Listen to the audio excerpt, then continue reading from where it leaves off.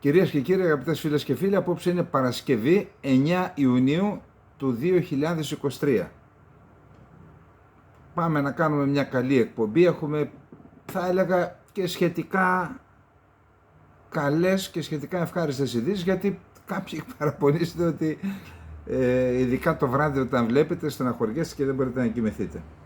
Τι να κάνουμε, παιδιά, αν η πραγματικότητα επιβάλλει να δείχνουμε τα πράγματα τα δύσκολα, τα δυσάρεστα, δεν το κάνουμε γιατί είμαστε άνθρωποι πεσημιστές που θέλουμε να δείξουμε κακή εικόνα για τη χώρα και για την κατάσταση. Προς Θεού, ίσα-ίσα εγώ θεωρώ τον εαυτό μου άνθρωπο που μερικές φορές είμαι παραπάνω αισιόδοξος από ό,τι πρέπει. Εν πάση περιπτώσει, καταρχάς να απαντήσω σε ένα φίλο που γράφει και με το όνομά του μάλιστα. Με ρωτάει, αφού βάφω τα μαλλιά μου, γιατί δεν βάφω και το μουστάκι. Πρώτον, είναι λάθος ούτως ή άλλως να ασχολείται κανείς με τρίχες. Έτσι. Δηλαδή, από όποια πλευρά και αν βρίσκεται, είτε αυτός που βάφει, είτε αυτός που ρωτάει. Εν πάση περιπτώσει, όλα είναι φυσικά πάνω μου, δεν υπάρχει τίποτα τέτοιο, αλλά μην ασχολείστε με τρίχες. Αυτή είναι η. Λοιπόν, πάμε στο πρώτο σχετικά καλό νέο της ημέρας, στο πρώτο θέμα. Χθες οι Υπουργοί Εσωτερικών ή Μετανάστευσης, όσοι έχουν μετανάστευση ήταν μετανάστευση, όσοι δεν έχουν ήταν εσωτερικών, είπαμε, έβαλαν την υπογραφή σε ένα πολύ σοβαρό θέμα. Μετά το Δουβλίνο 2, που στην ουσία υποχρέωνε τις χώρες της πρώτης υποδοχής να φορτώνονται όλο το βάρος του μεταναστευτικού, λες και φταίει η Ελλάδα ή η Ιταλία για την κλιματική αλλαγή, για την αποικιοκρατία που στέρισε πολύτιμους πόρους από τις χώρες της αποικίας, και τώρα οι άνθρωποι αυτοί για να εκδικηθούν την αποικιοκρατία έρχονται στην Ευρώπη. Η Ελλάδα ήταν αποικιοκρατική χώρα, γιατί να σηκώσει αυτό το βάρος?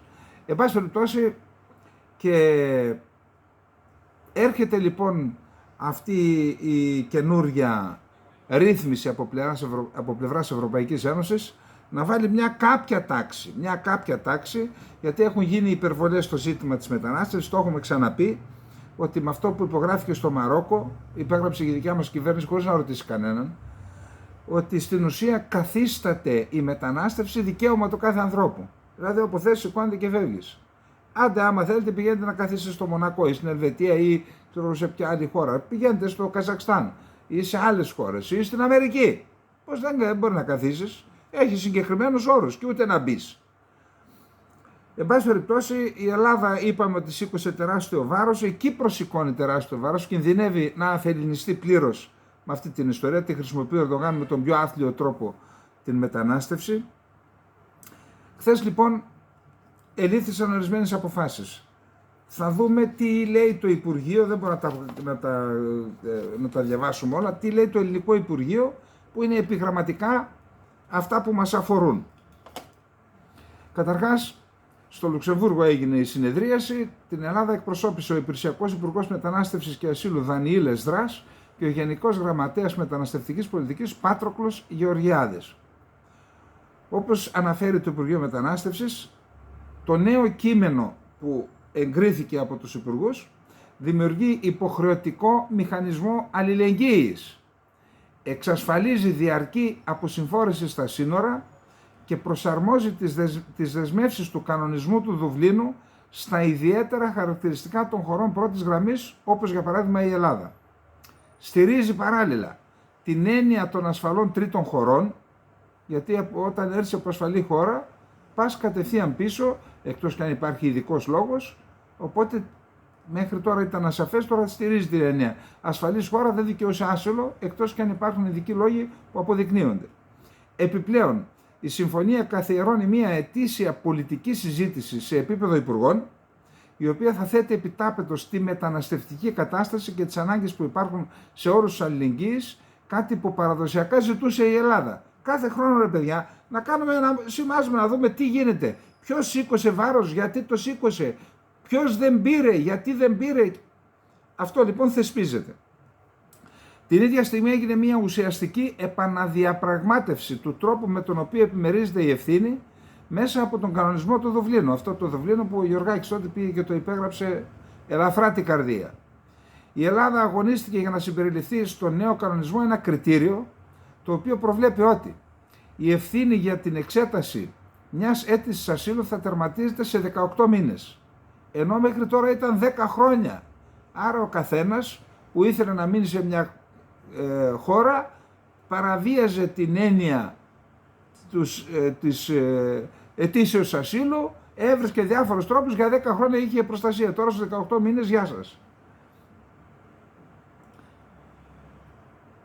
Είναι οι διαδικασίες που η Ελλάδα εφαρμόζει με ταχύτητα και αποτελεσματικότητα προκειμένου να ξεχωρίσει αυτούς που πραγματικά έχουν ανάγκη προστασίας από αυτούς που καταχρώνται το σύστημα ασύλου και υπονομεύουν τη βιωσιμότητά του. Βέβαια, γιατί μαζί με τα ξερά καίγονται και τα χλωρά, δηλαδή μαζί με αυτούς που δεν δικαιούνται και ταλαιπωρούν το σύστημα, αδικούνται αυτοί που έχουν δίκιο, έτσι, δικαιούνται άσυλο. Προβλέφθηκε επίσης νέα ειδική κατηγορία για τους διασωθέντες από επιχειρήσεις έρευνας και διάσωσης. Συνολικά πάντως, το νέο σύστημα ανταποκρίνεται καλύτερα στα δεδομένα με τα οποία είναι αντιμέτωπη η Ελλάδα, εκτιμά το αρμόδιο Υπουργείο στην ανακοίνωσή του. Ένα ακόμη πολύ σημαντικό σημείο, σύμφωνα με το Ελληνικό Υπουργείο Μετανάστευσης, είναι ότι η Ελλάδα εξασφάλισε πρόνοιες που αποτρέπουν το ενδεχόμενο υπερφόρτωσης των συνοριακών περιοχών της χώρας από πιέσεις που σχετίζονται με διαδικασίες ασύλου και κατοχύρωσε ότι θα λαμβάνεται υπόψη η παράμετρος της εθνικής ασφάλειας κατά το σχεδιασμό και την ανάπτυξη υποδομών που σχετίζονται με αυτές τις διαδικασίες. Βέβαια, πήγατε μου βάλατε σε περιοχές που είναι ευαίσθητες από πλευράς της άμυνας των νησιών, ακόμα και τον Εύρο, κάνατε δομές. Κάτσε τώρα, Σημειώνεται ότι εν λόγω συμφωνία είναι μόνο ένα σημαντικό βήμα προς την υιοθέτηση του Συμφώνου για τη Μετανάστευση και το Άσυλο που κατατέθηκε από την Επιτροπή το Σεπτέμβριο του 2020 και η οποία αποτελείται από 11 νομοθετήματα. Υπάρχει ανάλυση, θα πω τους τίτλους. Εξορθολογισμός της διαδικασίας ασύλου, επαρκής χωρητικότητα, τροποποίηση κανόνων του Δουβλίνου, υποχρεωτικός μηχανισμός αλληλεγγύης, που σημαίνει ότι υποχρεούνται κάποιες χώρες να παίρνουν. Δηλαδή οι χώρες πρώτης εισόδου θα παίρνουν μια ανάσα, γιατί θα παίρνουν και οι υπόλοιπες χώρες. Και η πρόληψη κατάχρησης και δευτερογενών μετακινήσεων. Λοιπόν, αυτά.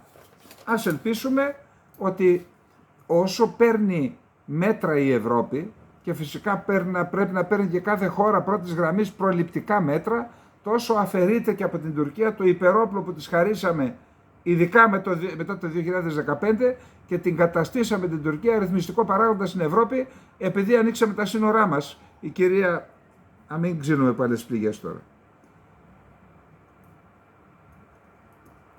Πάμε. Όπως είπαμε, ο Υπουργός Εξωτερικών των Ηνωμένων Πολιτειών επισκέφθηκε το Ριάντ, όπου συμμετείχε στη σύνοδο του Συμβουλίου των Χωρών του Κόλπου, που είναι ένα σημαντικό. Εκεί διακινείται από εκεί παραπάνω από το 50% της παγκόσμιας ενέργειας, πετρέλαιο, έτσι, και φυσικό αέριο. Και εκτός από αυτό είχε την ευκαιρία να συνομιλήσει με τον Υπουργό Εξωτερικών της Σαουδικής Αραβίας, αλλά και με τον Μπιν Σαλμάν, τον διάδοχο, ο οποίος στην ουσία κυβερνάει και την Σαουδική Αραβία. Ήταν εξαιρετικά κρίσιμη η παρουσία του Μπλίνκεν εκεί, βασικά για δύο λόγους. Ο πρώτος είναι ο εξής. Είχε παρατηρηθεί τα προηγούμενα 3-4 χρόνια μία τάση αποχώρησης των Ηνωμένων Πολιτειών της Αμερικής, ή τέλος πάντων μείωσης του ενδιαφέροντός τους και της ενεργού παρουσίας των Ηνωμένων Πολιτειών της Αμερικής στην Ανατολική Μεσόγειο και στη Μέση Ανατολή. Αυτό λοιπόν το εκμεταλλεύτηκαν διάφορες χώρες, η Ρωσία στη Συρία και η Κίνα στον κόλπο και γενικά στον αραβικό κόσμο. Αποτέλεσμα λοιπόν, είπαμε ότι στην πολιτική και στη διεθνή πολιτική είναι κανόνας της φυσικής. Δεν δικαιολογείται το κενό. Όταν δημιουργείται κενό, κάποιος το καλύπτει. Ήρθε λοιπόν η Κίνα και έκανε πραγματικά μία απίστευτη κίνηση. Έφερε κοντά δύο ορκισμένους εχθρούς, Ιράν και Σαουδική Αραβία. Και όχι μόνο ορκισμένους, ατύπωσε εμπόλεμη κατάσταση.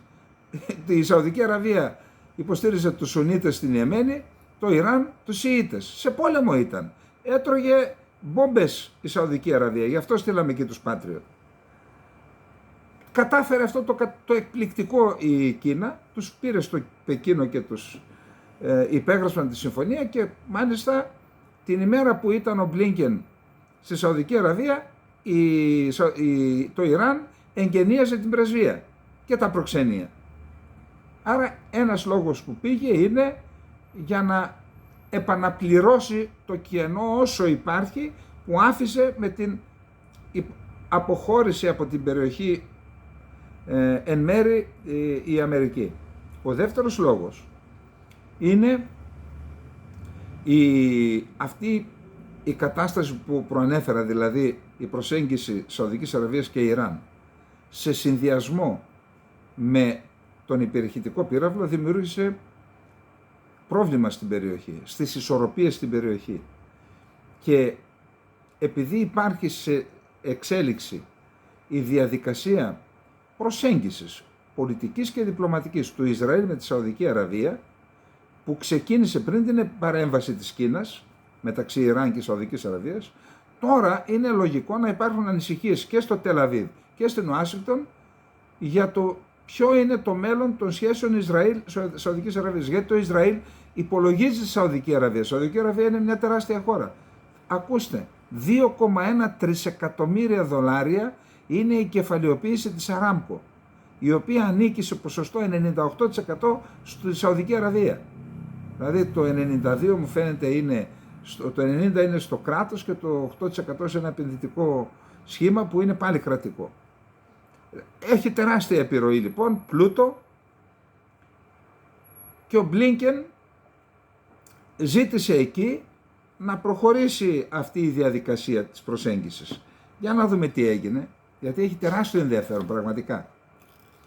Ο Υπουργός Εξωτερικών των ΗΠΑ, Άντονι Μπλίνκεν, κάλεσε χθες τον Ισραηλινό Πρωθυπουργό Μπενζαμίν Νετανιάχου να μην υπονομεύει την προοπτική ενός Παλαιστινιακού κράτους. Το γιατί θα το δείτε στο τέλος, περιμένετε. Έπειτα από την επίσκεψή του στη Σαουδική Αραβία, η οποία παρεμπιπτόντως επικρίθηκε από οργανώσεις προάσπισης ανθρωπίνων δικαιωμάτων, θεωρούν δηλαδή ότι η Σαουδική Αραβία είναι μια χώρα αντιδημοκρατική και παραβιάζει τα ανθρώπινα δικαιώματα, ο Μπλίνκεν, αφού επέστρεψε, συνομίλησε τηλεφωνικά με τον Νετανιάχου για την εμβάθυνση της ενσωμάτωσης του Ισραήλ στη Μέση Ανατολή μέσω της εξομάλυνσης των σχέσεών του με τις χώρες της περιοχής.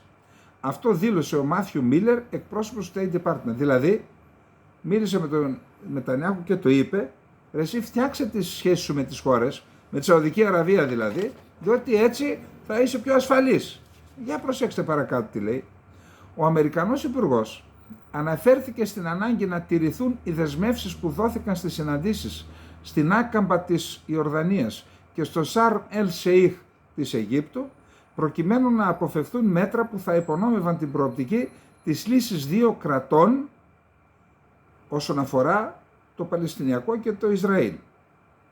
Πρόσθεσε ο Μίλλερ, αναφερόμενος στις συνομιλίες που διεξήχθησαν νωρίτερα φέτος στην Ιορδανία και την Αίγυπτο με τη συμμετοχή Ισραηλινών, Παλαιστινίων και Αμερικανών αξιωματούχων.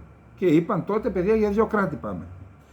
Τη Δευτέρα, μια μέρα μετά την επίσκεψή του στο Ριάντ, ο Μπλίνκεν είχε ταχθεί υπέρ της εξομάλυνσης των σχέσεων μεταξύ Ισραήλ και Σαουδικής Αραβίας, ένας σημαντικός στόχος για το εβραϊκό κράτος, λόγω της μεγάλης επιρροής που έχει το βασίλειο το Σαουδαραβικό στην περιοχή, κυρίως ως θεματοφύλακας των δύο ιερών τόπων του Ισλάμ, Μέκα και Μεδίνα.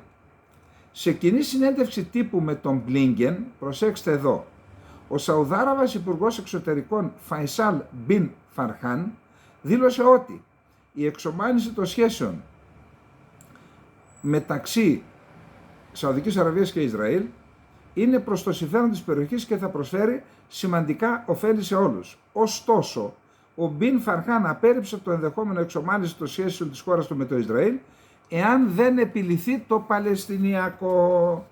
Επειδή είπε λοιπόν ο Φαρχάν να λυθεί το Παλαιστινιακό και βεβαίως θα έρθω κοντά με το Ισραήλ. Γι' αυτό είχαμε το τηλεφώνημα του Μπλίνκεν στον Νετανιάχου και τη σχετική ανακοίνωση από το Υπουργείο Εξωτερικών για να ασκηθεί πίεση στο Ισραήλ. Δεν έμεινα μόνο στο τηλέφωνο δηλαδή. Εν τω μεταξύ, προσέξτε το άλλο το ανήκουστο, το έχουμε πει σε αυτή την εκπομπή πριν από ένα μήνα περίπου.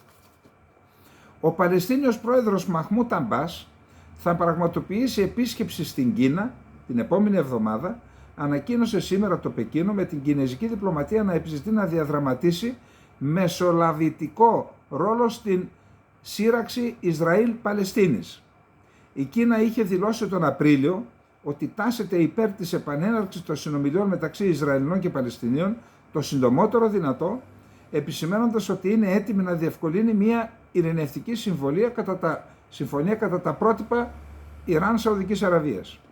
Έπειτα από πρόσκληση του Προέδρου Σι Τζινπίνγκ, ο Παλαιστίνιος Πρόεδρος Μαχμούντ Αμπάς θα πραγματοποιήσει επίσκεψη στην Κίνα από τις 13 έως τις 16 Ιουνίου. Επισήμανε σε ανακοίνωσή του το Κινέζικο Υπουργείο Εξωτερικών. Η Κίνα στηρίζει παραδοσιακά μια λύση που θα βασίζεται στην αρχή των δύο κρατών, την ώρα που οι Ισραηλινο-Παλαιστινιακές ειρηνευτικές συνομιλίες έχουν περιέλθει σε τέλμα από το 2014. Ο πρόεδρος Αμπάς είναι ένας παλιός φίλος, ένας καλός φίλος του κινέζικου λαού, σημείωσε σήμερα σε τακτική συνέντευξη τύπου που παραχωρεί ο Ουάνγκ Ουεμπίν, εκπρόσωπος του Κινέζικου Υπουργείου Εξωτερικών. Είναι ο πρώτος αρχηγός κράτος που γίνεται δεκτός φέτος από την Κίνα, γεγονός που αντικατοπτρίζει το υψηλό επίπεδο των φιλικών σινο-παλαιστινιακών σχέσεων, πρόσθεσε. Τι συμπέρασμα βγάζουμε?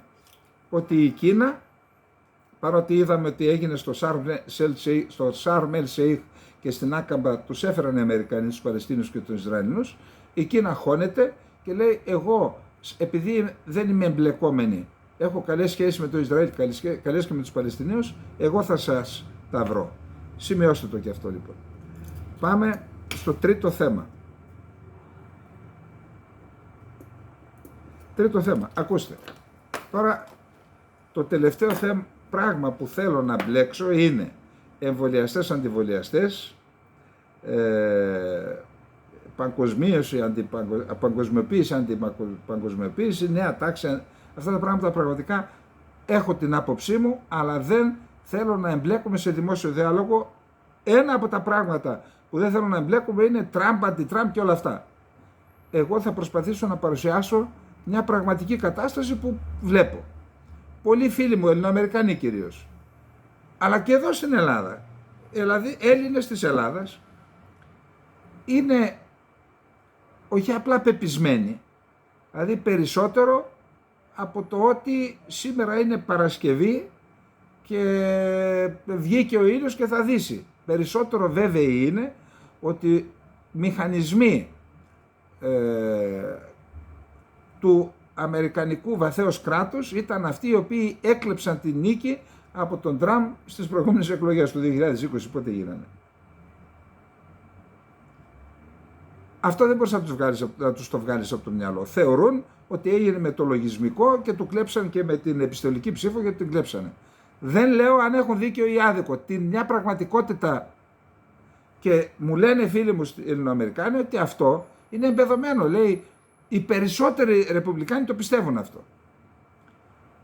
Τώρα λοιπόν έρχεται να προσθεθεί ένα γεγονός που θα αυξήσει τον αριθμό αλλά και το πείσμα όσων πιστεύουν αυτό το πράγμα. Ποιο?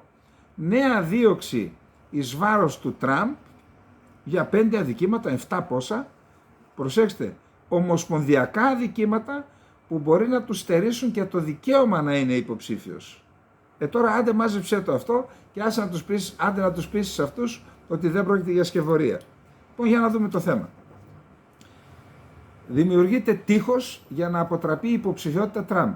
Απαγγέλλονται 7 κατηγορίες για διαχείριση απορρίτων εγγράφων και απορρίτων πληροφοριών. Απαγγελία κατηγοριών για την υπόθεση των απορρίτων εγγράφων. Περιπλέκεται η κούρσα για τη διεκδίκηση του χρήσματος των Ρεπουμπλικάνων για τις προεδρικές εκλογές του 2024. Κατηγορίες απαγγέλθηκαν εναντίον του πρώην Προέδρου των ΗΠΑ, Ντόναλντ Τραμπ, για παράνομο χειρισμό απορρίτων εγγράφων που βρέθηκαν στο σπίτι του στη Φλόριντα, σύμφωνα με πηγές που επικαλούνται τα διεθνή μέσα και όπως έκανε γνωστό ο ίδιος ο Τραμπ στον ιστότοπο κοινωνικής δικτύωσης Truth Social που έχει ο ίδιος δημιουργήσει. Σημειώνεται ότι δεν έχει κατηγορηθεί μέχρι τώρα ποτέ πρώην Αμερικανός πρόεδρος για διάπραξη ομοσπονδιακών εγκλημάτων και σχεδόν σίγουρα θα ανατρέψει την κούρσα για τη διεκδίκηση του χρήσματος των Ρεπουμπλικάνων για τις προεδρικές εκλογές του 2024, σημειώνει το πρακτορείο Bloomberg, άποψη του Bloomberg αυτή. Δεδομένου ότι ανάλογα με τις κατηγορίες και εφόσον καταδικαστεί, ο Τραμπ θα μπορούσε να αντιμετωπίσει ποινή φυλάκισης ή αποκλεισμό από την ανάληψη δημοσίων αξιωμάτων. Με τη λογική, αφού δεν διαχειρίστηκε σωστά απόρριτα έγγραφα και απόρριτες πληροφορίες που σχετίζονται με την εθνική ασφάλεια, δεν δικαιούσε να κατέχεις δημόσια θέση, δημόσιο αξίωμα. Υπάρχουν κάποιες διχογνωμίες νομικών αν αυτό το αξίωμα αφορά και τη θέση του Πρόεδρου των ΗΠΑ. Η διεφθαρμένη κυβέρνηση Biden ενημέρωσε τους δικηγόρους μου πως μου ασκήθηκε δίωξη κατά τα φαινόμενα για την απάτη με τα κουτιά, δεν καταλαβαίνω τι λέει αυτό. Ανέφερε ο Ρεπουμπλικάνος που ονειρεύεται να ανακαταλάβει το Λευκό Οίκο το 2024. Πρόσθεσε πως κλήθηκε να παρουσιαστεί ενώπιον Ομοσπονδιακού Δικαστηρίου στο Μαϊάμι την 3η 13 Ιουνίου, 3η και 13 δηλαδή. Άλλη μια σύμπτωση για τους που, τέλος πάντων, να μην τους πω συνωμοσιολόγους, να σέβομαι τον κάθε άνθρωπο που έχει την άποψή του, δεν το συζητάω παραπέρα. Δεν παρουσίασε κάποιο τεκμήριο για τον ισχυρισμό αυτό ο Τραμπ, πάντως η πηγή του πρακτορείου ειδήσεων Reuters επιβεβαίωσε την πληροφορία. Ποιο είναι το κατηγορητήριο? Σύμφωνα με τα διεθνή μέσα μαζικής ενημέρωσης, ο Τραμπ αντιμετωπίζει 7 κατηγορίες για παράνομη και εσκεμμένη κατοχή διαβαθμισμένων εγγράφων και πληροφοριών που αφορούν την εθνική άμυνα, για απόκρυψη εγγράφων και παρακόλληση της δικαιοσύνης και για ψευδή δήλωση. 7 κακοργήματα, έτσι. Η καταδίκη για την κατηγορία της σκόπιμης απόκρυψης ή καταστροφής κρατικών αρχείων επισύρει ποινή αποκλεισμού από το αξίωμα. Ωστόσο, νομικοί εμπειρογνώμονες διαφωνούν σχετικά με το αν αυτό ισχύει για τη θέση του Προέδρου της Δημοκρατίας. Η παραβίαση του νόμου περί κατασκοπίας με τη διατήρηση πληροφοριών εθνικής άμυνας μπορεί να επιφέρει μέχρι και 10 χρόνια φυλάκιση. Η παρεμπόδιση δικαιοσύνης 20 χρόνια. Αν και στον Τραμπ είναι απίθανο να επιβληθούν οι μέγιστες ποινές, λένε νομικοί κύκλοι. Ο Τραμπ δήλωσε αθώο στην ανάρτησή του, αναφέροντας ότι κλήθηκε να εμφανιστεί στο Ομοσπονδιακό Δικαστήριο στο Μαϊάμι την Τρίτη.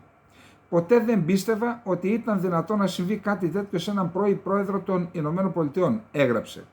Η ομάδα του Τραμπ χαρακτήρισε το κατηγορητήριο πράξη ανοιχτού πολέμου. Λοιπόν, τώρα εντάξει, υπάρχουν και άλλα θέματα. Εδώ σταματάμε. Πάντως, ασχέτως εάν είναι κατασκευασμένο, ασχέτως αν είναι υπερβολικό, ασχέτως αν βρέθηκαν ή δεν βρέθηκαν, που φαίνεται ότι βρέθηκαν τα έγγραφα, το θέμα είναι ότι κινδυνεύει ο Τραμπ να είναι εκτός κούρσας. Και γιατί είναι αυτό σημαντικό? Με βάση τις δημοσκοπήσεις έχει ξεπεράσει τον Ντεσάντης στην κούρσα με βάση τις δημοσκοπήσεις, και αν είναι τελικά αυτός πάρει το χρήσμα ο Τραμπ και πάει με τον Biden, θεωρείται βέβαιο, πάντα εκτιμήσεις είναι αυτές όπως διαβάζουμε, ότι θα βγει πανηγυρικά πρόεδρος. Άρα για τους άλλους δεν ξέρουμε τι θα κάνει ο Τραμπ με άλλους υποψήφιους. Πάντως με αυτόν θα έχανε. Αν τον βγάλουν εκτός κούρσας, θα δούμε τι θα γίνει με τους υπόλοιπους. Αυτά και μακριά από... δεν ταυτιζόμαστε με κανέναν, ούτε με τους από εδώ, ούτε με τους από εκεί υπόψη, έτσι. Πάμε στο επόμενο θέμα. Αυτή η ιστορία του πολέμου, άσχετα τώρα με το πώς προέκυψε, αφήστε μην ανοίγουμε πάλι πληγές, όντως λειτουργεί ως εμβριουλκό. Τι είναι το εμβριουλκό? Ήταν ένα εργαλείο που τραβούσε το μωρό από την κοιλιά της μάνας. Δηλαδή βοηθούσε την... Έτσι πιστεύω, δεν ξέρω, δεν έχω διαβάσει τίποτα, αλλά εμβριουλκό σημαίνει αυτό που έλκει το έμβριο, που σημαίνει βοηθάει να ξεγεννήσει. Ο πόλεμος λοιπόν λειτουργεί ως εμβριουλκό για τη δημιουργία μιας νέας τάξης πραγμάτων στον κόσμο. Θα δείτε παρακάτω τι λέει ο ίδιος ο Μαρκ Μίλεϊ. Τι σημαίνει αυτό? Ότι φέρνει πιο κοντά τη Ρωσία με την Κίνα, φέρνει πιο κοντά τη Ρωσία με το Ιράν και την Ινδία. Αυτός ο κάθετος άξονας βορρά-νότου είναι ένα... Τώρα είμαι σε διαδικασία, τώρα ήμουνα με έναν τεχνικό, θα πάρουμε έναν ολόκληρο μηχανισμό όπου θα μπορούμε να βάζουμε και χάρτες μέσα και πρόσωπα και τα λοιπά. Δηλαδή εγώ μιλώντας, χωρίς να έχω άλλο άτομο, όταν αποκτήσουμε στόντιο θα έχουμε και άνθρωπο στην κονσόλα. Εκεί θα βλέπατε ότι αυτός ο άξονας, που είναι ένας άξονας σιδηροδρομικός, οδικός και λιμενικός, δηλαδή με ακτοπλοϊκός, δημιουργεί νέους κανόνες στη μεταφορά αγαθών, παρακάμπτει Γιβραλτάρ και ίσως και Σουέζ, είναι πραγματικά μια επανάσταση. Αυτό λοιπόν φέρνει ένα από αυτά που προκαλούνται από τον πόλεμο, επιτάχυνση των διαδικασιών των BRICS, κοινό νόμισμα των BRICS και όλα αυτά. Φέρνει πιο κοντά τη Ρωσία και την Κίνα και στο στρατιωτικό τομέα. Είδαμε χθες τις κοινές περιπολίες στρατηγικών βομβαρδιστικών, τα διάβασα, εγώ δεν ήξερα ότι η Κίνα έχει τέτοια στρατηγικά βομβαρδιστικά που είναι σαν αδερφάκια των Τουμπόλεφ, αυτών των Ρώσων, αυτά τα γιγαντιαία. Τι λέει σήμερα λοιπόν ο Γκερασίμοφ? Η Ρωσία και η Κίνα θα συνεχίσουν να επεκτείνουν τη στρατιωτική του συνεργασία, δήλωσε σήμερα Παρασκευή ο αρχηγός του Γενικού Επιτελείου της Ρωσίας Βαλέρη Γκερασίμοφ, σύμφωνα με το ρωσικό πρακτορείο ειδήσεων ΤΑΣ. Ο Γκερασίμοφ κάλεσε τον Κινέζο ομόλογό του να επισκεφτεί τη Ρωσία, ανέφεραν τα πρακτορεία ειδήσεων.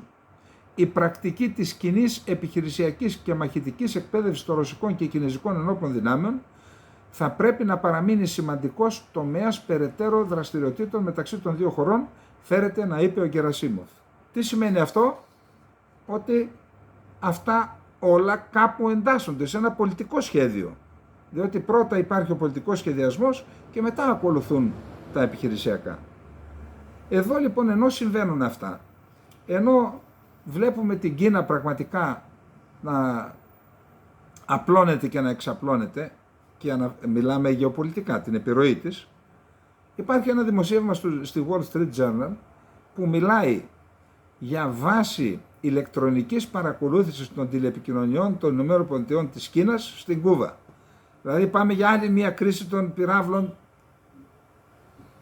Εκεί λοιπόν λέει το δημοσίευμα ότι και θα κοστίσει πολλά λεφτά και θα πληρώσει $δολάρια η Κίνα στην Κούβα. Ενώ λοιπόν βγήκε αυτό το δημοσίευμα, δεν ξέρω πώς βγήκε, πάντως η Wall Street Journal, δεν πιστεύω, είναι μια σοβαρή εφημερίδα, να διακινδύνευε να γράψει κάτι και να θέσει σε κίνδυνο την αξιοπιστία της. Τέλος πάντων ο Λευκός Οίκος το διέψευσε. Να δούμε λοιπόν τώρα. Τώρα θα πούμε κάτι, πάλι μπορεί να παρεξηγηθούμε. Οι Ηνωμένες Πολιτείες της Αμερικής έχουν βάσεις στις Φιλιππίνες, στην Ιαπωνία, δίπλα στην Κίνα δηλαδή. Αν πάει η Κίνα και κάνει μια βάση, είτε υποκλοπών είτε κάτι άλλο, στην Κούβα, θα το επιτρέψουν οι Ηνωμένες Πολιτείες? Για να δούμε πώς λειτουργούν οι μεγάλες χώρες και πώς εφαρμόζουν πολιτική 2 μέτρων και 2 σταθμών όταν αυτό σχετίζεται με τα δικά τους εθνικά και ζωτικά συμφέροντα. Λοιπόν, αυτά. Πάμε τώρα σε ένα θέμα που ναι, είναι και λίγο, έχει ενδιαφέρον, αρκετά μεγάλο. Φυσικά υπάρχουν και θέμα αντιθέσεων και αντιφάσεων, αλλά θα τα δούμε αυτά. Προσέξτε. Η Επιτροπή, για να δω ακριβώς τι λέει, Ομάδα Ελληνικών Θεμάτων και Ομάδα για την Ελληνική και Ισραηλινή Συμμαχία στη Βουλή των Αντιπροσώπων, έστειλε επιστολή και για το θέμα των F-16. Πραγματικά είναι, δεν εκφράζουν τέτοιες θέσεις, δεν εκφράζει η ελληνική κυβέρνηση, εδώ από την Ελλάδα. Προσέξτε τώρα, γιατί εμείς λέμε το παράθυρο ευκαιρίας θα το κάνουμε πόρτα. Όταν λέμε τέτοια εμείς και με την Τουρκία, κοιτάξτε τι κάνουν οι ελληνικής καταγωγής βουλευτές και όχι μόνο, είναι και κάποιος Ισραηλίτης, Εβραίος μάλλον. Δείτε τι λέει. Τη θέση ότι το Κογκρέσο θα πρέπει να συνεχίσει να εμποδίζει την πώληση των F-16 στην Τουρκία έως ότου η Αμερικανική κυβέρνηση πιστοποιήσει ότι αυτά δεν θα χρησιμοποιηθούν για την παραβίαση της ελληνικής κυριαρχίας και εδαφικής ακεραιότητας. Παραβίαση ελληνικής κυριαρχίας είναι η υπέρπτυση πάνω από τον ελληνικό εναέριο χώρο, πάνω από νησιά κατοικημένα, έτσι. για την παραβίαση της ελληνικής κυριαρχίας και εδαφικής ακεραιότητας εκφράζουν τα ηγετικά στελέχη της Ομάδας Ελληνικών Θεμάτων και της Ομάδας για την Ελληνική και Ισραηλινή Συμμαχία στη Βουλή των Αντιπροσώπων. Η συγκεκριμένη θέση εκφράστηκε σε επιστολή που στάλθηκε στον Ρεπουμπλικάνο πρόεδρο της Επιτροπής Διεθνών Σχέσεων της Βουλής Μάικλ Μακόλ και τον δημοκρατικό επικεφαλής της μειοψηφίας Γκρέγκορι Μίξ. Οι συγκεκριμένοι βουλευτές αποτελούν 2 από τους 4 νομοθέτες. Οι άλλοι 2 είναι ο πρόεδρος και ο αντιπρόεδρος της Γερουσίας, δηλαδή Μενέντες και Τζιμ Ρίς. Αυτοί οι 4 πρέπει να υπογράψουν για να δοθούν τα F-16.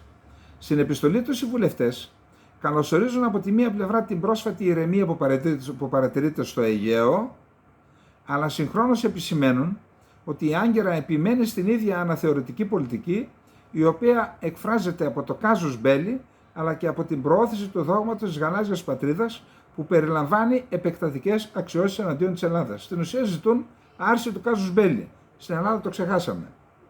Γι' αυτόν ακριβώς το λόγο, οι Αμερικανοί βουλευτές επισημαίνουν στην επιστολή τους ότι εναπόκειται στην κυβέρνηση να παράσχει διευκρινήσεις σχετικά με τον τρόπο με τον οποίο τα F-16 που παρέχονται από τη ΣΥΠΑ δεν θα χρησιμοποιηθούν ως εργαλείο από έναν σύμμαχο του ΝΑΤΟ για την παραβίαση της κυριαρχίας ενός άλλου, ιδιαίτερα με δεδομένο τον πολύ πραγματικό κίνδυνο σύγκρουσης μεταξύ των 2 χωρών.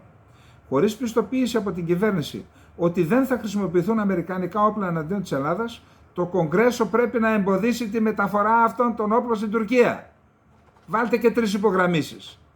Τέλος, στην επιστολή τους οι νομοθέτες υπενθυμίζουν ότι κατά τη διάρκεια της συζήτησης του πρόσφατου αμυντικού προϋπολογισμού, η Βουλή ψήφισε με συντριπτική πλειοψηφία, 73%, μια τροπολογία που έθετε τους συγκεκριμένους λογικούς περιορισμούς στη δυνατότητα της κυβέρνησης να πουλήσει μαχητικά F-16 και kit εξυγχρονισμού στην Τουρκία. Την επιστολή, είπαμε, υπογράφουν οι βουλευτές Γκάς Μπιλιράκης, Κρίς Πάπας, Νικόλ Μαλιωτάκη, Ντίνα Τίτους και Μπράντλεϊ Σνάιτερ. Τώρα προσέξτε, έχω ολόκληρη την επιστολή, δεν έχουμε χρόνο. Πάμε τώρα τι έστειλαν επιστολή και οι οργανώσεις. Οι ομογενειακές στο Μπλίνκεν τώρα, προσέξτε. Τη φωνή τους ενώνουν οι ελληνοαμερικανικές οργανώσεις για να εκφράσουν την αντίθεσή τους στην άνεφόρον πώληση των μαχητικών F-16 στην Τουρκία. Στην επιστολή που στάλθηκε στον Υπουργό Εξωτερικών Άντονι Μπλίνκεν, οι ομογενειακές οργανώσεις απαριθμούν τον αντισυμμαχικό τρόπο με τον οποίο η Άγκυρα έχει χρησιμοποιήσει τον υφιστάμενο στόλο των μαχητικών της. Όπως αναφέρεται στην επιστολή, τα τουρκικά μαχητικά έχουν χρησιμοποιηθεί για να αποσταθεροποιήσουν την ευρύτερη περιοχή, να υπονομεύσουν τα συμφέροντα της Δύσης στον αγώνα κατά της τρομοκρατίας και να απειλήσουν βασικούς συμμάχους και εταίρους των ΗΠΑ όπως η Ελλάδα και η Κύπρος. Υπό αυτό το πρίσμα, οι ελληνοαμερικανικές οργανώσεις σημειώνουν ότι η συνένεση για την ένταξη της Σουηδίας στο ΝΑΤΟ δεν πρέπει να αποτελεί τη μοναδική προϋπόθεση που η αμερικανική κυβέρνηση θα βάλει στο τραπέζι.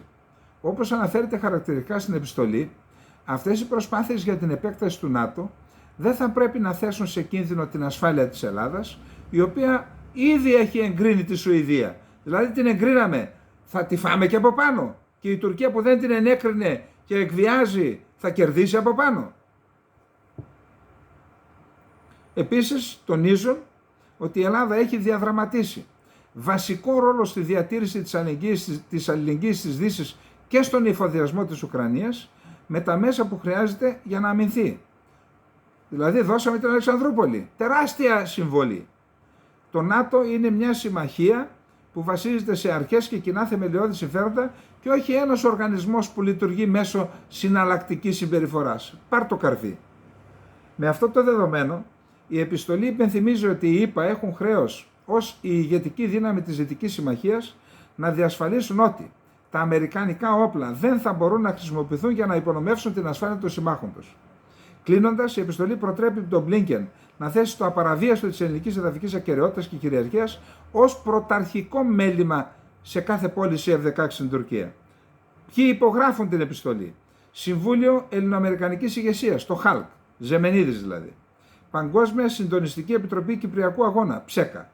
ΑΧΕΠΑ, Αμερικανοελληνικό Ινστιτούτο, το ΆΧΙ. Κυπριακή Ομοσπονδία, Κυπριακό Εμπορικό Επιμελητήριο, Ομοσπονδία Χιακών Σωματείων, Παμακεδονική Ένωση Αμερικής. Λοιπόν, πιστεύω να σας ευχαρίστησε αυτό, έτσι.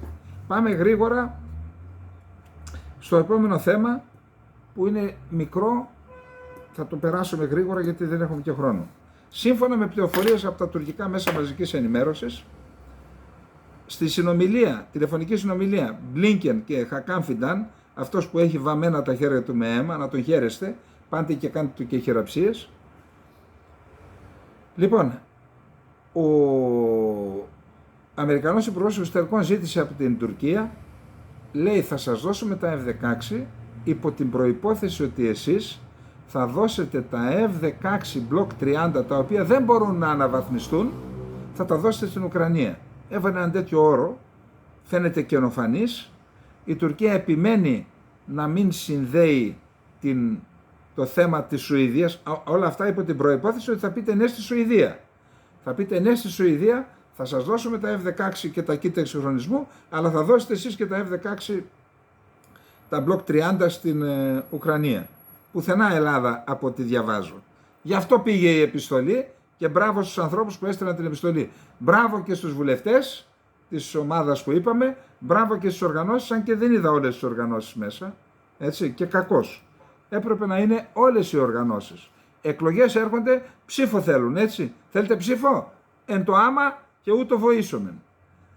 Πάντως η Τουρκία βάζει στο παιχνίδι, μανούλα σε αυτά, βάζει στο παιχνίδι και το θέμα των 600 αεροσκαφών που θέλει να αγοράσει η τουρκική αεροπορική εταιρεία, η Turkish Airlines, και παίζει είτε με τους Αμερικανούς είτε με τους Γάλλους, έτσι. Σου λέει είτε θα πάρω τα γαλλικά είτε θα πάρω τα αμερικάνικα. 600 αεροσκάφη είναι τεράστιος αριθμός.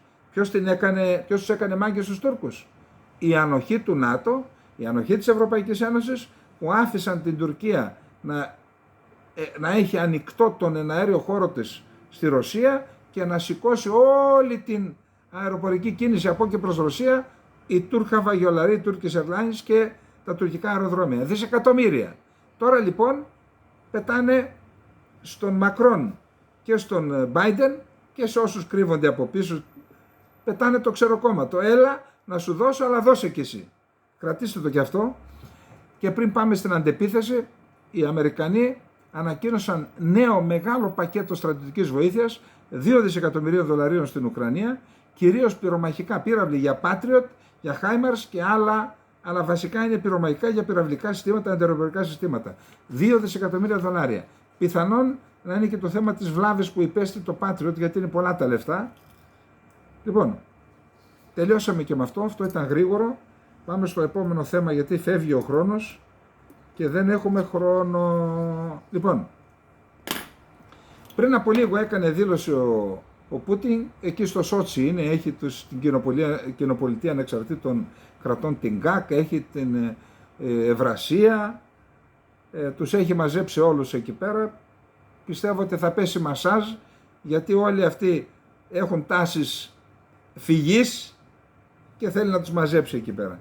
Έκανε δήλωση και είπε η Ουκρανική αντεπίθεση έχει αρχίσει. Για όσους αμφιβάλλουν ακόμα ότι άρχισε. Είπαμε, δεν είμαστε ποτέ δογματικοί.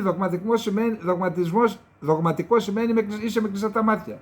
Δεν έχουμε κλειστά τα μάτια. Δεδομένα εξετάζουμε. Μπορεί να είναι σημαδεμένα, μπορεί να είναι ψυχολογικού πολέμου. Δεν έχει σημασία. Ξέρουμε ότι γίνεται πόλεμος. Ξέρουμε ότι ο ένας προσπαθεί να ξεγελάσει τον άλλον και εμάς και οι δυο. Παρ' όλα αυτά όμως, φιλτράρεις και στο τέλος μπορεί να έχεις και μια εικόνα. Πάμε να δούμε τώρα τι γίνεται στην αντεπίθεση. Λοιπόν, Υπουργείο Άμυνας της Ρωσίας. Οι ένοπλες δυνάμεις της Ουκρανίας συνέχισαν να επιχειρούν επίθεση στις κατευθύνσεις Γιούζνο, Ντονέτσκ και Ζαπορίζια στη διάρκεια της ημέρας. Στην περιοχή του Βρεμένσκι αποθήθηκαν 4 εχθρικές επιθέσεις, στην κατεύθυνση Ζαπορίζια 2 επιθέσεις. Οι συνολικές απώλειες του εχθρού σε αυτές τις κατευθύνσεις ανήλθαν σε 680 άτομα, 35 άρματα μάχης, 11 οχήματα μάχης πεζικού, 19 τεθωρακισμένα οχήματα συμπεριλαμβανομένων 3 Χάμβι. Επίσης, δηλώνουν ότι κτύπησαν στο Ουμάν μία θέση S-300 και το σύστημα και την αποθήκη με τους πυράβλους. Εξοπλισμός του ΝΑΤΟ που καταστράφηκε κατά την αντεπίθεση των ενόπλων δυνάμεων της Ουκρανίας στην κατεύθυνση της Ζαπορίζια. 5 γερμανικά άρματα μάχης Leopard 2Α6 και 2 Leopard 2Α4. 6 αμερικανικά οχήματα μάχης Bradley, 3 αμερικανικά MRAP, ένα ολλανδικό τεθωρακισμένο όχημα μεταφοράς προσωπικού YPR 765, ένα τσέχικο TAF 72-1, ένα άρμα αποναρκοθέτησης BRM2 και ένα γαλλικό θωρακισμένο αυτοκίνητο VAB. Επαναλαμβάνω, αυτά δίνονται από τη ρωσική πλευρά, κρατάμε τις επιφυλάξεις μας, έτσι. Υπουργείο Άμυνας της Ρωσίας, ένα ουκρανικό MiG-29 καταρρίφθηκε από μαχητικά των ρωσικών αεροδιαστημικών δυνάμεων στην περιοχή Ζαπορίζια και ένα ουκρανικό Sukhoi 25 καταρρίφθηκε από μέσα αεράμινας στη Χερσόνα. Αναχαιτίστηκαν 2 πύραυλοι Cruise Storm Shadow, 14 πύραυλοι HIMARS και 13 μη επανδρομένα αεροσκάφη. CNN, τώρα έχουμε, μέχρι στιγμής είχαμε τα ρώσικα, τώρα να δούμε τι λέει η Δύση. Γιατί οι Ουκρανοί δεν λένε τίποτα για την αντεπίθεση. Ούτε για απώλειες, ούτε για αποτελέσματα, τίποτα. CNN. Οι Ουκρανοί υπέστησαν σημαντικές απώλειες στην αρχή της αντεπίθεσης. Washington Post. Οι ένοπλες δυνάμεις της Ουκρανίας έχουν εντείνει τις επιθέσεις στα νοτιοανατολικά. Η πολυαναμενόμενη αντεπίθεση του Ουκρανικού στρατού έχει ξεκινήσει. Στις επιθέσεις συμμετέχουν ειδικές μονάδες οπλισμένες με δυτικά όπλα και εκπαιδευμένες σύμφωνα με τη μεθοδολογία του ΝΑΤΟ. Bloomberg.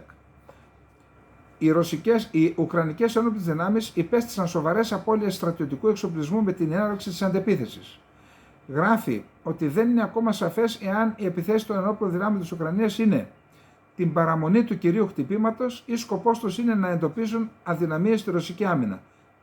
Πιστεύω ότι είναι το δεύτερο. Δηλαδή, τώρα είναι οι προκαταρκτικές ενέργειες της αντεπίθεσης, κάνουν οι εμπροστοφυλακές του κυρίου σώματος επιθέσεις κανονικές, εκεί διαπιστώσουν που υπάρχουν αδυναμίες και εκεί στις αδυναμίες, στα αδύναμα σημεία της ρωσικής άμυνας θα έχουμε την κύρια αντεπίθεση για να σπάσει εκεί η γραμμή άμυνας και να μπορέσουν να διαρρήξουν τη γραμμή άμυνας. Δυτικά μημία αναφέρουν σοβαρές απώλειες των όπλων δυνάμεων της Ουκρανίας, εξακολουθεί να επικρατεί σιωπή στα ουκρανικά κανάλια. Οι απώλειες των ουκρανικών δυνάμεων σε επιθετικές επιχειρήσεις ήταν αναμενόμενες, δήλωσε ο εκπρόσωπος του Λευκού Οίκου Τζον Κίρμπι σε συνέντευξή του στο CNN. Άρα δέχεται και αυτός ότι υπάρχουν απώλειες. Εννοείται ότι μπορούν να αναμένονται απώλειες σε αυτούς τους εντυνόμενους αγώνες. Σκοπεύουμε να επικεντρωθούμε στο γεγονός ότι εάν και όταν ο Ουκρανός πρόεδρος Ζελένσκι θελήσει να πολεμήσει σε αυτήν ή οποιαδήποτε άλλη γραμμή, θα λάβει όλη την απαραίτητη υποστήριξη όχι μόνο από τις ΗΠΑ, αλλά και από τα 50 μέλη της ομάδας επαφής για την Ουκρανία, είπε ο Κίρμπι. Προσέξτε τώρα, αν και δεν έχουμε χρόνο, θα διαβάσουμε την ανάλυση ενός Σουηδού αξιωματικού απόστρατου, ο οποίος τον έχω διαβάσει και άλλες φορές, είναι καλά ενημερωμένος και είναι κατά το δυνατόν αντικειμενικός. Οι σκληρές μάχες συνεχίζονται κατά μήκος του μετώπου της Ζαπορίζια, αλλά χωρίς ουκρανικές επιτυχίες. Μερικές φορές ο Ουκρανικός στρατός έχει μικρά κέρδη, στη συνέχεια όμως οι ρωσικές δυνάμεις ανακτούν τις χαμένες περιοχές. Αλλά όλες οι μάχες διεξάγονται ακόμα στην γκρίζα περιοχή, μπροστά από την κύρια γραμμή άμυνας της Ρωσίας. Δεν θα μπω σε λεπτομέρειες σχετικά με τις επιθέσεις και τις αντεπιθέσεις. Αλλά οι κύριες περιοχές των μαχών επικεντρώθηκαν γύρω από το Λομπόκε στα δυτικά και το Ρομπότινο στα νότια, στο Ορίχεβο. Το Λομπκόβε, όχι Λομπόκε, Λομπκόβε, καταλήφθηκε για λίγο από τις Ουκρανικές δυνάμεις, αλλά αργότερα υποχώρησαν λόγω των έντονων ρωσικών βομβαρδισμών και το εγκατέλειψαν. Στο Ρομπότινο οι ρωσικές δυνάμεις υποχώρησαν στη δεύτερη γραμμή από τις πρώτες θέσεις, πιο κοντά στον οικισμό. Μετά οι ρωσικές δυνάμεις ανακατέλαβαν τις χαμένες θέσεις και επί του παρόντος οι ουκρανικές δυνάμεις τις κατέλαβαν για δεύτερη φορά και τώρα οι ρωσικές δυνάμεις προσπαθούν να ξαναπάρουν την πρώτη γραμμή για δεύτερη φορά. Ωστόσο, οι Ουκρανοί δεν έχουν φτάσει στον οικισμό Ρομπότινο και δίνουν μια μάχη σε ανοιχτό έδαφος μέσα από ρωσικά ναρκοπαίδια και ίσως χρειαστεί να αποσυρθούν για δεύτερη φορά στις αρχικές τους θέσεις. Οι ουκρανικές δυνάμεις δεν φαίνεται να σαρώνουν νάρκες να κάνουν αποναρκοθέτηση πριν από την επίθεση. Το κάνουν με μερικά οχήματα εκαθάρισης ναρκών όταν επιτίθεται και πίσω τους προχωρούν τα ουκρανικά τεθωρακισμένα σε μία φάλαγγα που είναι εύκολος στόχος για τα ρωσικά αντιαεροπορικά. Προσέξτε τι λέει, αντιαρματικά. Κατά κάποιο τρόπο μοιάζει με τις ρωσικές φάλαγγες τεθωρακισμένων στην αρχή του πολέμου. Οι φάλαγγες που προκάλεσαν καταστροφικές απώλειες στις οποίες προκάλεσαν καταστροφικές απώλειες στα ουκρανικά αντιαρωματικά, η ίδια ιστορία τώρα επαναλαμβάνεται, αλλά από την αντίστροφη. Φάλαγγες σε μια γραμμή από τους Ουκρανούς, μεγάλες απώλειες από τα αντιαρωματικά των Ρώσων. Πριν από μια επίθεση, η επιτιθέμενη πλευρά πρέπει να εξασφαλίσει την υπεροχή στον αέρα και στο πυροβολικό, ώστε να μπορεί να θωρακίζει τις επιχειρήσεις εκαθάρισης ναρκών και τις συγκεντρώσεις στρατευμάτων για να κάνουν την επίθεση. Και ταυτόχρονα να καταστραφούν οι δομές διοίκησης των αμυνωμένων και η υλικοτεχνική τους κόμβη. Τέλος, όταν επιτίθενται, η επιρροχή τους από τον αέρα και το πυροβολικό μπορεί να χρησιμοποιηθεί για να βλάψει σοβαρά και να επιβραδύνει τις εχθρικές εφεδρείες και να εξασφαλίσει θετικά αποτελέσματα. Αυτό είναι το δόγμα της επίθεσης. Αυτό γίνεται ακόμα πιο σημαντικό εάν ο εχθρός έχει μεγάλες εφεδρείες και άμυνα σε βάθος. Όπως η Ρωσία. Σου λέει έχει και εφεδρείες και άμυνα σε βάθος. Άρα εσύ πρέπει να έχεις αεροπορική κάλυψη και υπεροχή στο πυροβολικό που θα σου επιτρέψει να κάνεις εκαθάριση ναρκοπαιδείων και να μπορέσεις να προσεγγίσεις και να χτυπήσεις και τις εφεδρείες και τη διοικητική μέρημνα. Στο μέτωπο της Ζαπορίζια η κατάσταση είναι αντίθετη. Επομένως, οι ουκρανικές δυνάμεις δεν έχουν πολλές επιλογές για το πώς να δράσουν. Μια μέθοδος είναι η επίτευξη στρατηγικού ευνηδιασμού, όπως έγινε με την επίθεση στο Χάρκοβο το Σεπτέμβρη, που αναγκάστηκαν οι Ρώσοι να το εκενώσουν. Αυτή η επιλογή δεν υπάρχει στο μέτωπο της Ζαπορίζια. Γενικά θα έλεγα ότι μια επίθεση εναντίον ενός εχθρού που έχει όλα τα ωφέλη που έχει ο ρωσικός στρατός στο μέτωπο της Ζαπορίζια είναι αυτοκτονική. Λέει δηλαδή ότι στο μέτωπο της Ζαπορίζια που δεν έχετε αεροπορική υπεροχή και υπεροχή στο πυροβολικό, πάτε να αυτοκτονήσετε, τους λέει ο Σουηδός. Ο μόνος τρόπος με τον οποίο οι Ουκρανοί και οι δυτικοί διοικητές θα μπορούσαν ακόμη και να σκεφτούν ότι μια τέτοια επίθεση θα μπορούσε να πετύχει, είναι αν πρώτον τα δυτικά όπλα ήταν πολύ ανώτερα από τα ρωσικά και δεύτερον οι εκπαιδευμένοι δυτικοί στρατιώτες πολύ ανώτεροι από τους Ρώσους στρατιώτες, τρίτον το ηθικό των Ρώσων ήταν χαμηλό. Αν όλοι αυτοί οι παράγοντες ίσχυαν, οι Ουκρανικές ενόπλες δυνάμεις θα μπορούσαν να είχαν την ευκαιρία να πετύχουν. Αλλά τίποτα δεν φαίνεται να επιβεβαιώνει αυτές τις προϋποθέσεις. Δεν υπάρχουν αυτές τις προϋποθέσεις. Αυτά, έχουμε κι άλλο, μισό. Πολλοί από την Ουκρανική και τη δυτική πλευρά περίμεναν σκληρή αρχική αντίσταση από την Ρωσία, αλλά μετά από 2-3 μέρες μάχης και πρόοδους, περίπου 6 με 8 χιλιόμετρων, περίμεναν μία αυξανόμενη κατάρρευση του ρωσικού ηθικού και στη συνέχεια διάρρηξη της αμυντικής τοποθεσίας. Τίποτα από όλα αυτά δεν φαίνεται να είναι άλλο από ευσεβής πόθη, αφού οι μάχες εξακολουθούν να βρίσκονται στην γκρίζα ζώνη και η ρωσική αντίσταση είναι αδιάσπαστη. Η γκρίζα ζώνη είναι αυτή που είναι μπροστά από την πρώτη γραμμή άμυνας.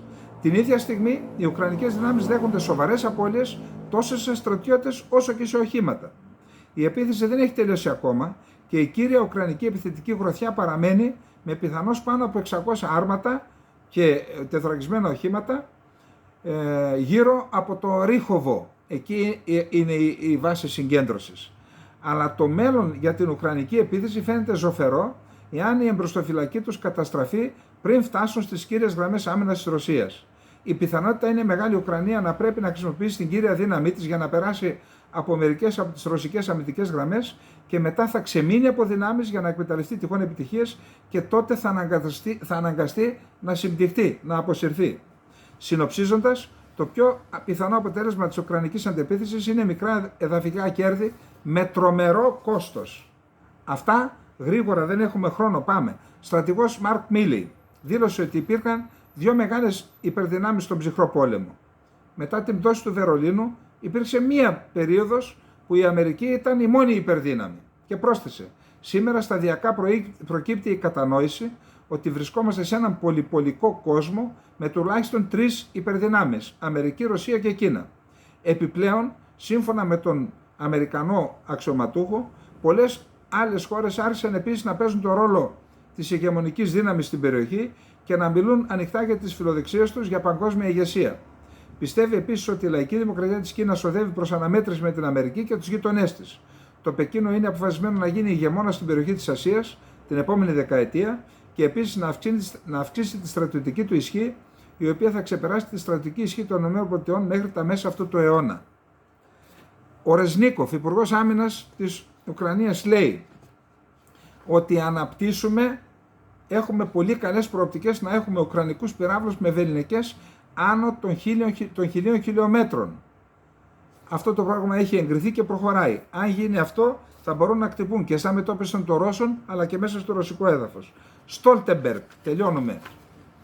Αποφασίσαμε ομόφωνα ότι μόνο η Ουκρανία και τα μέλη του οργανισμού θα πρέπει να αποφασίζουν πότε θα έρθει η ώρα να προσκαλέσουμε επίσημα την Ουκρανία να γίνει μέλος του ΝΑΤΟ. Και αυτό δεν εξαρτάται από τη Μόσχα και τον Πούτιν. Δηλαδή δεν έχουν δικαίωμα βέτο, λέει η Ρωσία και ο Πούτιν. Δεν έχει δικαίωμα βέτο στην επέκταση του ΝΑΤΟ η Ρωσία και ο Πούτιν. Υπάρχει συμφωνία για ένα άλλο σημαντικό ζήτημα. Τη νίκη σε αυτόν τον πόλεμο της Ουκρανίας και όχι τη νίκη του Πούτιν. Δηλαδή συμφωνήσαμε να νικήσει η Ουκρανία. Διότι αν η Ουκρανία πάψει να υπάρχει ως κυρίαρχο, ανεξάρτητο, δημοκρατικό ευρωπαϊκό κράτος, τότε η συζήτηση για την ένταξή της στο ΝΑΤΟ γενικά θα έχει γίνει χωρίς νόημα. Προσέξτε τι λέει. Λοιπόν, πάμε στο επόμενο θέμα, το οποίο θα το λήξω σε 2-3 λεπτά. Αντεπίθεση. Δύο περιπτώσεις. Η μία περίπτωση είναι να νικήσει η Ουκρανία. Πότε θα θεωρηθεί ότι θα νικήσει η Ουκρανία? Κατά την άποψή μου είναι περίπου αδύνατον να διώξει όλους τους Ρώσους από όλα τα εδάφη που κατέχουν. Το Ντονμπάς, Λουγκάνσκ και Ντονέτσκ πιστεύω ότι θα παραμείνουν. Μπορεί όμως να κάνει το ρήγμα, πιθανόν, έτσι, αν έχει σχεδιαστεί καλά, έχει πάρει πολλά όπλα από τους Δυτικούς, γιατί αυτός είναι ο αντικειμενικός σκοπός των Δυτικών, στρατηγικός στόχος, να διασπάσει το μέτωπο και να εκδιώξει τους Ρώσους από το νότιο μέτωπο και από την Κριμαία. Αυτό λοιπόν θα είναι μια νίκη της Ουκρανίας, μια νίκη της Δύσης, και εκεί ο Πούτιν θα αναγκαστεί να καθίσει στο τραπέζι των διαπραγματεύσεων και να υπογράψει μια συμφωνία περίπου σαν τη Μίνσκ, κάτι τέτοιο δηλαδή, για το Ντονέτσκ μόνο και το Λουγκάνσκ. Αυτή είναι μια προσωπική εκτίμηση. Και αυτό θα καταγραφεί ως μια ήττα για τον Πούτιν και τη Ρωσία. Γιατί έκανε μια ολόκληρη επιχείρηση, προκλήθηκαν τεράστιες ζημιές, για να μείνει σε αυτά που είχε πριν την εισβολή το 2022. Αυτή λοιπόν είναι μια εκδοχή. Δεύτερη εκδοχή. Η δεύτερη εκδοχή είναι να μην πετύχει αντιπίθεση. Αν δεν πετύχει αντεπίθεση, τότε έχουμε τις υποεκδοχές. Είτε να αδειάσουν το Ζελένσκι οι Δυτικοί, να σταματήσουν να υποστηρίζουν στρατιωτικά και να υποχρεώσουν την επόμενη, γιατί ο Ζελένσκι με όσα έχει πει δεν μπορεί να κάτσει στο τραπέζι και να υπογράψει. Έχει δεσμευτεί ο άνθρωπος. Υπάρχει νομίζω και απόφαση. Άρα τι πρέπει να γίνει? Πρέπει να γίνει αλλαγή ηγεσίας και η επόμενη ηγεσία με την σύμφωνη γνώμη της Δύσης να υπογράψει μια ταπεινωτική συμφωνία, συνθηκολόγηση με τη Ρωσία, να κρατήσει αυτά που έχει η Ρωσία και να βάλει και κάποιους όρους, δεν ξέρω, να μην μπει στην Ευρωπαϊκή Ένωση, στο ΝΑΤΟ ή για την αποστρατικοποίηση, δεν ξέρω. Αυτό λοιπόν θα είναι η ήπια ήττα της Ουκρανίας και της Δύσης. Υπάρχει και η άλλη υποπερίπτωση, η Ρωσία αν δεν πετύχει η Ουκρανία και διαπιστώσει κόπωση αλλά και το αδιέξοδο της συνέχισης της υποστήριξης της Ουκρανίας από τη Δύση, να συνεχίσει την προέλαση, να πάει μέχρι το Δνήπερο και δεν ξέρω τι άλλο. Αυτά λοιπόν για όσους σχεδίασαν αυτήν την υπόθεση εκεί πάνω, η οποία μόνο καταστροφές προκαλεί στον Ουκρανικό λαό βασικά, στους Ευρωπαίους και σε όλους όσους πλήττονται από αυτόν τον πόλεμο. Πάμε.